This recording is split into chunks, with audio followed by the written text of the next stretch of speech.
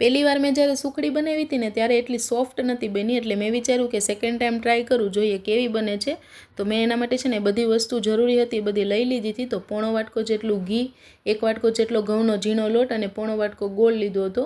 હવે કઢાઈ રાખી તેની અંદર ઘી એડ કરી દેવાનું છે અને ઘી ગરમ થઈ જાય ને પછી જે રોટલીનો લોટ આપણે લીધેલો હતો ને એડ કરી દેવાનો છે અને તેને મિક્સ કરવાનું છે. જ્યાં સુધી સુખડી બની ના જાય ને ત્યાં સુધી ગેસની ફ્લેમ એકદમ ધીમી જ રાખવાની છે. ફૂલ ફ્લેમ ઉપર આપણે સુખડીને નથી પાકવા દેવાની. તો અહીં ધીમા ગેસ ઉપર છે ને સુખડીને આ રીતે મિક્સ કરતી રહેવાની છે. લોટ આ રીતનો મેલ્ટ થઈ જાય અને એની અંદરથી સ્મેલ આવવા માંડે ને ત્યાં સુધી આપણે લોટને પકવવાનો છે. અને આ રીતના થોડા થોડા બબલ્સ આવવા માંડે ને એટલે તમારી પાસે મલાઈ હોય તો મલાઈ એડ કરવાની છે.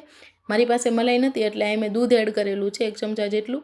દૂધ નાખવાથી છે ને સુખડી એકદમ સોફ્ટ બને છે અને ખાવાની મજા આવે છે. તો 1-2 મિનિટ માટે એને પકવી લઈશું અને પછી ગેસની ફ્લેમ બંધ કરી દઈશું. અને થોડુંક એવું મિશ્રણ ઠંડુ થઈ જાય ને એટલે આપણે જે ગોળ લીધેલો હતો ને એની અંદર ગોળ એડ કરી દેવાનો છે. આ લોટ ગરમ હશે ને એટલે ગોળ એમાં છે ને સારો એવો મેલ્ટ થઈ જશે અને સારું એવું ટેક્સચર બનીને રેડી થઈ જશે. તો અહીં સુખડી રેડી થઈ ગઈ છે.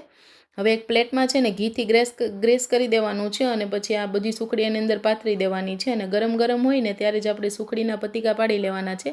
ઠંડી થઈ જાય ને પછી એના પતીકા નથી પડતા અને સુખડી છે ને ખરેખર એકદમ સોફ્ટ બની હતી અને ખાવાની બહુ મજા આવે છે. વિડીયો ગમ્યો હોય તો લાઇક, શેર અને સબસ્ક્રાઈબ કરવાનું ભૂલતા નહીં.